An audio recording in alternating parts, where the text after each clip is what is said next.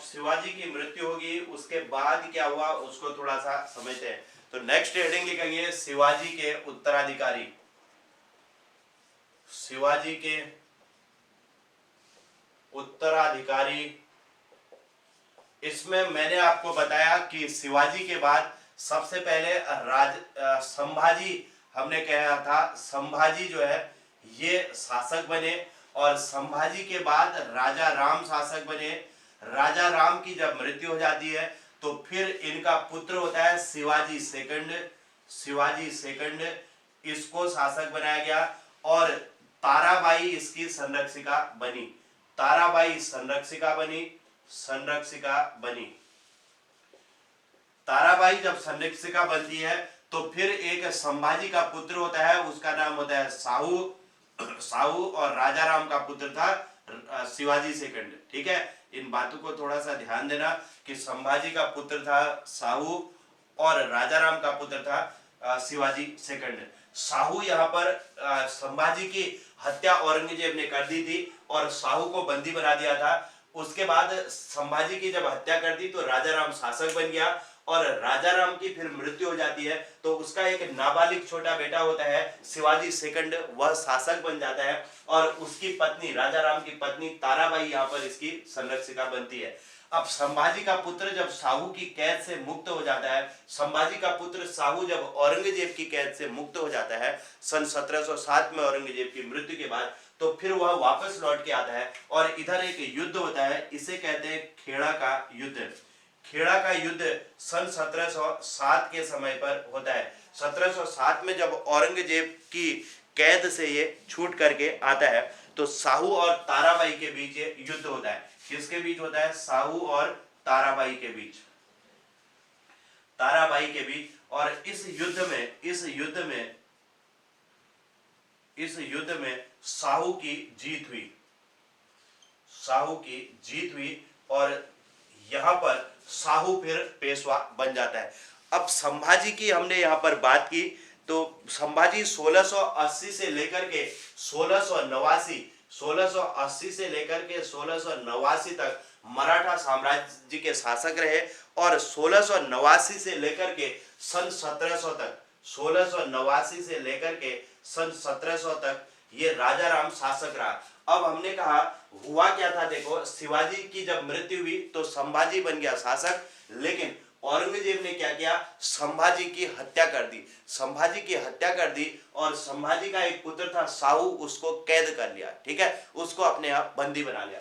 अब संभाजी की मृत्यु होगी, साहू कैद में चले गया। ऐसे में राजा राम ने देखा कि भाई ये मौका सही है और राजा राम खुद शासक बन गया। राजा राम क्या था? इनके जो शिवाजी थे उनकी दूसरी पत्नी का पुत्र था, तो वह शासक बन जाता है राजा राम 1689 में, और सन 1700 तक ये शासक रहता है। सन 1700 में इसकी मृत्यु हो जाती है। इसकी जब मृत्यु होगी तो फिर इसका एक नाबालिग बेटा था, उसका नाम शिवाजी सेकंड था, इसको शासक बना दिया, और इसकी राजा राम की पत्नी थी ताराबाई, वह इसकी संरक्षिका बन गई। ठीक है, तो ताराबाई संरक्षिका बन गई। और ऐसे में इसके बाद सन 1707 में, अब देखो सन 1700 तक ये शासक था और 1700 से लेकर के 1707 तक ये ताराबाई यहाँ पर शासिका रही।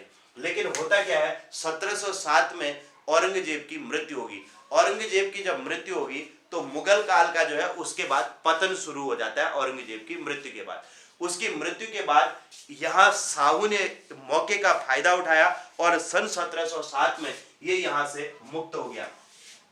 1707 में जब ये मुक्त हुआ तो इसने वहां से आकर के जो है यहाँ एक युद्ध किया। इस युद्ध को कहते हैं खेड़ा का युद्ध। साहू और ताराबाई के बीच हुआ। इस युद्ध में साहू की जीत होगी और ताराबाई की हार होगी थी। और फिर उसके बाद साहू यहाँ पर शासक बना सन 1707 से 49 तक। और मैंने आपको बताया था कि साहू के समय से पेशवा का पद वंशानुगत हो गया था। तो अब यहाँ पर आप यहाँ एक पॉइंट लिख लेंगे कि साहू के समय पेशवा का पद वंशानुगत हो गया। वंशानुगत हो गया। अब यहां से शुरू हो जाएगा पेशवा काल। तो नेक्स्ट हेडिंग इसके बाद आप लिखेंगे पेशवा काल। यह है शिवाजी के उत्तराधिकारी। अब हम पेशवाओं के बारे में बात करेंगे कि कौन कौन पेशवा बना। ये कहानी आपकी समझ में आ गई होगी, इसमें और कुछ करने की जरूरत नहीं है, इतना इसको बना लो, इससे आपको चीजें क्लियर हो जाएंगी। ठीक है, देखो यहां पर क्या हुआ, संभाजी जब शिवाजी की मृत्यु के बाद संभाजी शासक बने। संभाजी जब शासक बनते हैं तो औरंगजेब ने इनकी हत्या कर दी और इनका बेटा था साहू, इसको कैद कर दिया। अब फिर इसके बाद राजा राम शासक बनता है। राजा राम की सन 1700 में मृत्यु होगी और फिर जब इसकी मृत्यु होती है राजा राम की पत्नी थी ताराबाई। पहली बात, ताराबाई कौन थी? राजा राम की पत्नी थी। और राजा राम का बेटा था शिवाजी सेकंड। शिवाजी सेकंड इस ताराबाई और राजा राम का क्या था? बेटा। ठीक है, ताराबाई के बारे में दो बातें समझ आ गई होंगी। पहली बात, ताराबाई राजा राम की पत्नी थी। दूसरा, ताराबाई शिवाजी सेकंड की मां थी और यह इसकी संरक्षिका बनी, क्योंकि यह बेटा छोटा बेटा था, नाबालिग था और यह इसकी संरक्षिका बनी थी। यह सन 1707 से सन 1707 तक अपने बेटे को शासक बना करके खुद इसकी संरक्षिका बनी। इसके बाद सन 1707 में साहू जो है औरंगजेब की कैद से मुक्त हो जाता है। साहू जब वहां से मुक्त हो गया तो साहू ने अपना राज्य वापस मांगा कि मेरे पिता शासक थे संभाजी और तुम लोगों ने यहाँ पर शासन को अपना लिया है, तो मेरा राज्य मुझे वापस दो। ऐसे में ताराबाई के साथ इनको युद्ध करना पड़ा और ये युद्ध हुआ। इस युद्ध को कहते हैं खेड़ा का युद्ध, सन 1707 में। इतिहास का इंपोर्टेंट युद्ध होता है ये। और साहू और ताराबाई के बीच ये युद्ध हुआ था। जैसे रजिया सुल्तान पहली सुल्तान थी ना, वैसे ही इनके बारे में भी पूछा जाता है कि पहली ऐसी कौन महिला थी जिसने मैदान में युद्ध करते हुए जो मारी गई थी। इस तरीके से इसमें क्वेश्चन पूछा जाता है। तो इस युद्ध में जो है साहू और ताराबाई के बीच एक खेड़ा का युद्ध हुआ। इस युद्ध में साहू की जीत होगी और ताराबाई की हार होगी यहाँ पर। ठीक है, ताराबाई की हार होती है और फिर शिवाजी सेकंड को हटा करके साहू खुद शासक बन जाता है और साहू के समय जो है पेशवा का पद भी वंशानुगत हो जाता है। क्लियर हो गया? तो ताराबाई के बारे में 2-3 पॉइंट इंपोर्टेंट थे, क्वेश्चन करोगे वहां पर भी ये चीजें दिखेंगी आपको। ठीक है, नेक्स्ट हेडिंग लिखेंगे पेशवा काल। अब पेशवाओं के बारे में याद रखेंगे। सबसे पहले हमने कहा कि जो बालाजी विश्वनाथ थे ये पहले पेशवा थे। नंबर 1 लिखेंगे बालाजी विश्वनाथ। बालाजी विश्वनाथ, अब इनको साहू के समय, साहू जब शासक था उसके समय साहू ने सन 1713 में साहू ने सन 1713 में इन्हें पेशवा बनाया। ठीक है, और दूसरी बात अगर ये पूछा जाए कि प्रथम पेशवा कौन थे, तो बालाजी विश्वनाथ, यही क्वेश्चन इंपोर्टेंट होता है। विश्वनाथ प्रथम पेशवा थे। एक पॉइंट तो ये आपको क्लियर हो गया, बालाजी विश्वनाथ। इसके बाद बाजीराव फर्स्ट आते हैं। दूसरा पॉइंट आता है बाजीराव प्रथम।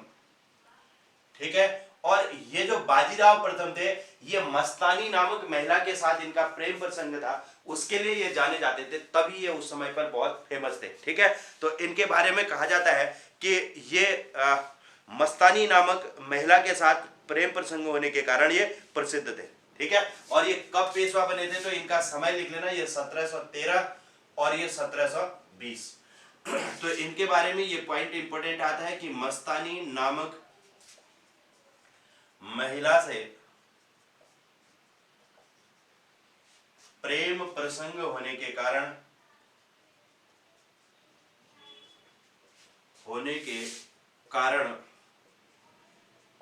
प्रसिद्ध थे। और इनके बारे में मैंने जब उत्तर मुगल काल पढ़े थे तो वहां पर मैंने बताया भी था कि इन्होंने सन 1737 में मोहम्मद शाह के समय पर दिल्ली में आक्रमण किया था। ठीक है, 1737 में मोहम्मद शाह के समय दिल्ली में आक्रमण किया था। आक्रमण किया। यह भी इंपॉर्टेंट बात हो जाती है कि पहले ऐसे पेशवा कौन थे जिन्होंने दिल्ली में मुगल साम्राज्य पर आक्रमण किया था, तो यही जो बाजीराव फर्स्ट थे, इन्होंने ही यहाँ पर आक्रमण किया था। इसके बाद बालाजी बाजीराव पेशवा बनते हैं। नेक्स्ट पेशवा आते हैं बालाजी बाजीराव। तीसरे पेशवा का नाम है बालाजी बाजीराव।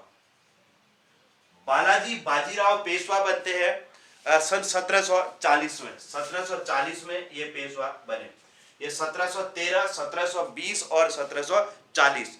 इन्हें नाना साहब भी कहा जाता था। इनको और किस नाम से जाना जाता है, तो इन्हें नाना साहब कहा जाता था। नाना साहब कहा जाता है।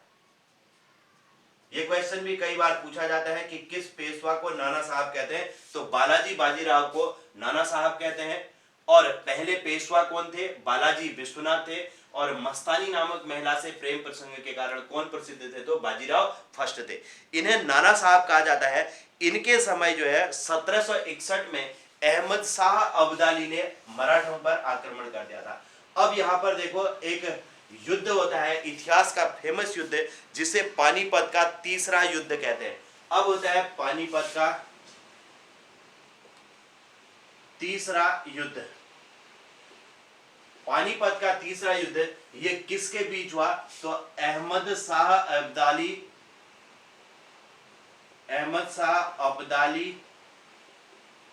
और मराठों के बीच हुआ।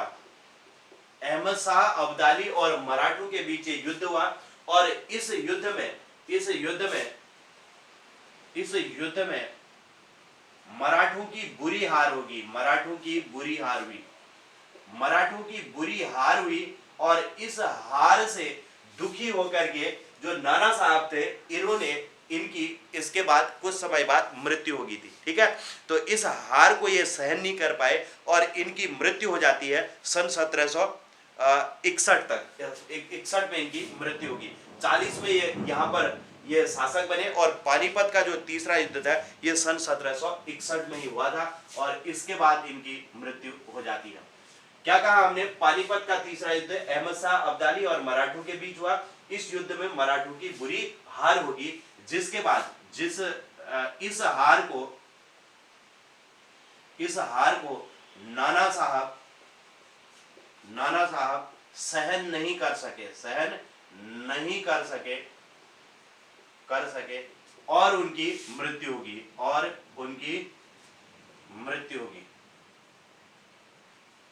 मृत्यु हो गई। ठीक है, तो नाना साहब की यहां पर मृत्यु हो जाती है पानीपत के तीसरे युद्ध के बाद। अब इसके बाद माधवराज नारायण शासक बनता है। माधवराज नारायण। अब देखो, दो तीन नाम है, एक माधवराज नारायण,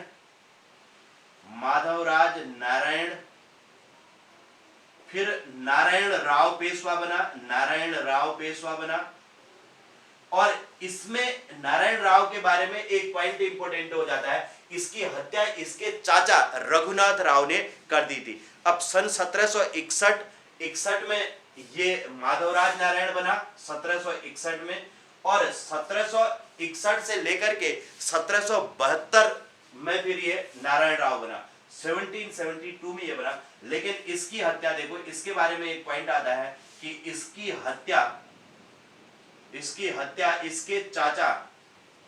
इसके चाचा रघुनाथ राव ने कर दी।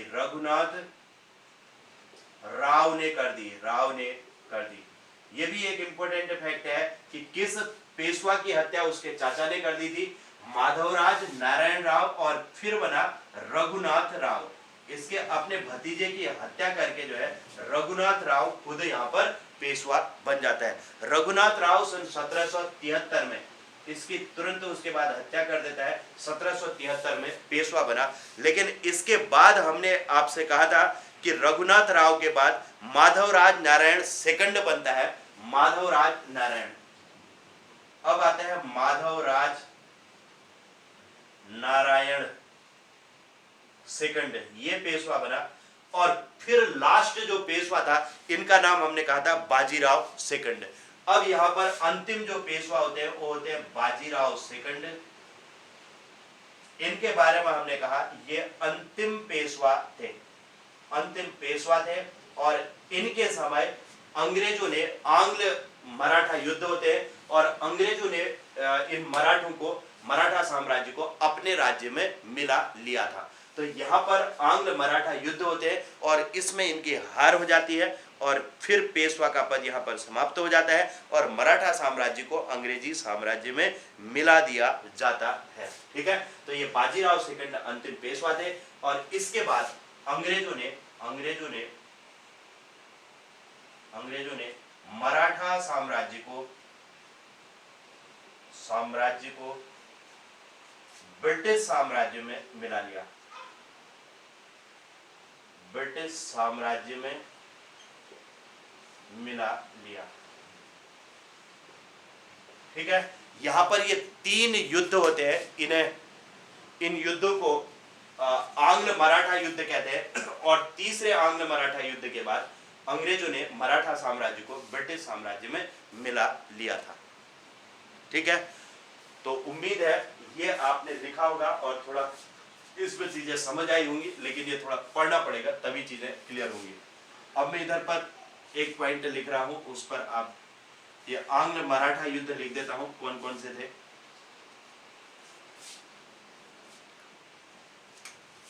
प्रथम, द्वितीय, तीसरा, ये 3 आंग्ल मराठा युद्ध थे।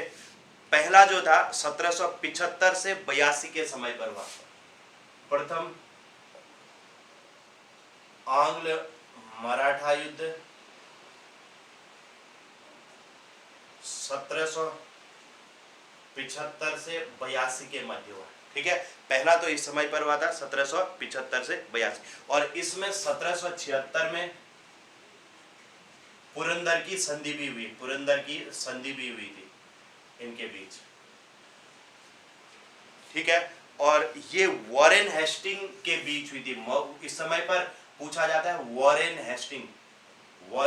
हेस्टिंग और मराठों के बीच।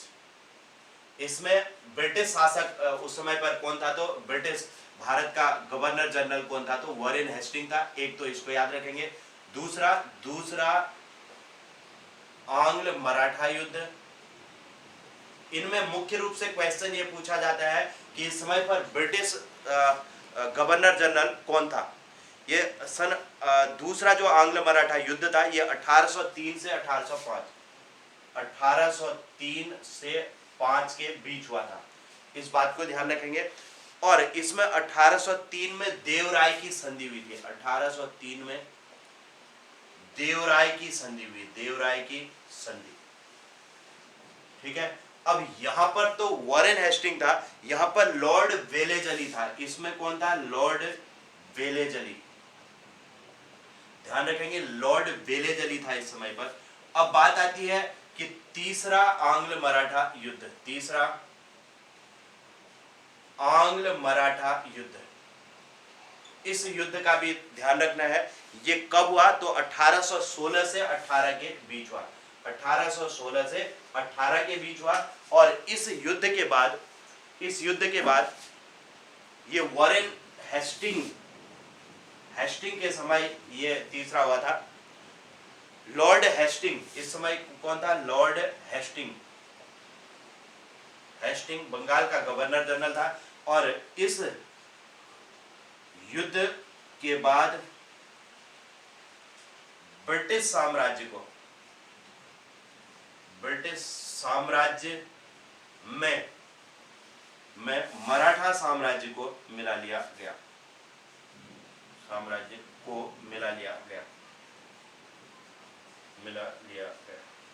ठीक है, तो यही है इस बाजीराव सेकंड के समय पर ये दूसरा और तीसरा आंग्ल मराठा युद्ध इसके समय हुए थे, जबकि माधवराज नारायण सेकंड के समय पहला आंग्ल मराठा युद्ध हुआ था। तो ये था मराठा साम्राज्य का पूरा इतिहास। इसको आप लोग अच्छे से तैयार कर लेना, इनको पढ़ लेना। और इसमें देखो, यहाँ पर बहुत ज्यादा परेशान मत होना। इसमें पेशवा काल में कुछ पॉइंट आपको ध्यान रखने हैं। सबसे पहली बात, प्रथम पेशवा कौन थे, बालाजी विश्वनाथ पहले पेशवा थे। एक तो इसको याद रखना है। दूसरा, आपने यहाँ किस पेशवा ने दिल्ली में पहली बार आक्रमण किया था, तो बाजीराव फर्स्ट ने दिल्ली में आक्रमण किया था। ठीक है, और किस पेशवा, कौन से पेशवा मस्तानी नामक महिला के साथ प्रेम प्रसंग के कारण फेमस थे? तो बाजीराव फर्स्ट ही इसमें प्रसिद्ध थे। तीसरा हमने कहा कि किस पेशवा को नाना साहब कहते थे? तो बालाजी बाजीराव को नाना साहब भी कहा जाता है। और पानीपत का तीसरा युद्ध बहुत इंपॉर्टेंट है। पानीपत का तीसरा युद्ध किस किस के बीच हुआ और कब हुआ? इसमें कुछ भी क्वेश्चन बन सकता है। और उस समय पर पेशवा कौन थे? तो ये भी ध्यान रखना है, नाना साहब थे। इसके बाद फिर इसमें कोई खास क्वेश्चन है नहीं। इसमें कहीं पर एक क्वेश्चन ये कहीं पर पूछा गया था कि किस पेशवा की हत्या उसके चाचा ने कर दी थी? तो नारायण राव की हत्या उसके चाचा रघुनाथ राव ने कर दी थी। और फिर अंतिम पेशवा आपने सीधे सीधे याद रखना है, बाजीराव सेकंड। ये कभी कभी इसमें क्वेश्चन पूछा जाता है कि कौन कौन यहाँ पर पेशवा बने। वॉरेन हेस्टिंग, कौन कौन यहाँ पर बंगाल के गवर्नर जनरल थे, यहाँ पर क्वेश्चन पूछा जाता है। देखो वॉरेन हेस्टिंग, फिर कौन है? बेलेज अली, और फिर कौन है? Lord Hasting. ठीक है, इसको आप क्रम से कुछ ट्रिक बना लेना, ठीक है, उससे आप याद कर लेना। वॉरेन, बेलेज अली और हेस्टिंग, ऐसे कुछ बना करके याद कर लेना, ठीक है। वॉरेन हेस्टिंग, लॉर्ड बेलेज अली और लॉर्ड हेस्टिंग, ये तीन जो है इस समय पर पहले, दूसरे, तीसरे आंग्ल मराठा युद्ध में थे। कभी सीधे क्वेश्चन पूछ देता है कि भाई दूसरे आंग्ल मराठा युद्ध में ब्रिटिश गवर्नर जनरल कौन था? तो वहां पर आपको फिर प्रॉब्लम हो जाएगी। अगर ट्रिक कुछ बना करके याद कर लोगे तो फिर चीजें क्लियर हो जाएगी। हेस्टिंग तो पहले और तीसरे में, इसमें कोई प्रॉब्लम नहीं है। पहला वॉरेन हेस्टिंग, लास्ट वाला लॉर्ड हेस्टिंग, बीच में एक बेलेज अली आ रहा है, ठीक है। हेस्टिंग दो है और बेलेज अली है। क्लियर हो गया?